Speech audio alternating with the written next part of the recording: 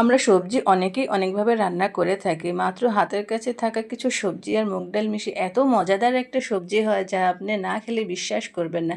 এই সবজিটা আপনি লুচি, পরোটা, সাদা ভাতের সাথে অনায়াসে খেয়ে নিতে পারেন। আমার কি কি সবজি লাগছে চলুন দেখি। আমার লাগছে বরবটি, পেঁপে, আলু, মিষ্টি কুমড়া, মুগ ডাল।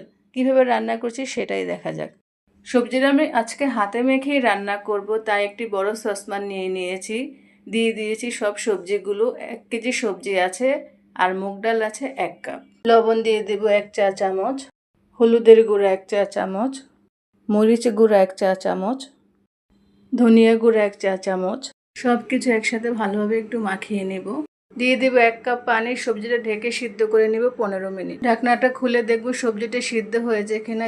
এই তো সবজিটা উঠিয়ে দেখলাম সিদ্ধ হয়ে গিয়েছে। এরপর যে আমি সবজিটা বাগার দিয়ে নেব। একটি কড়াই গরম করে তেল দিয়ে দিয়েছি 1 টেবিল চামচ। গরম তেলে দিয়ে দিয়েছি আধা চামচ জিরা, দিয়ে দেব একটি পেঁয়াজ, 2টি রসুন, 2টি তেজপাতা, 2টি আস্ত শুকনো মরিচ।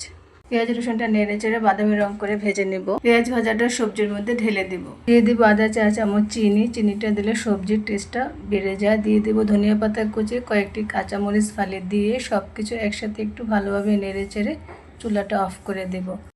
তো সবজিটা হয়ে গিয়েছে, আমি একটু বেড়ে দেখাচ্ছি। দেখতেই পাচ্ছেন ডাল আর সবজি মিশিয়ে একাকার হয়ে গিয়েছে। ব্যাস হয়ে গিয়েছে আমার মুগ ডাল দিয়ে সবজি।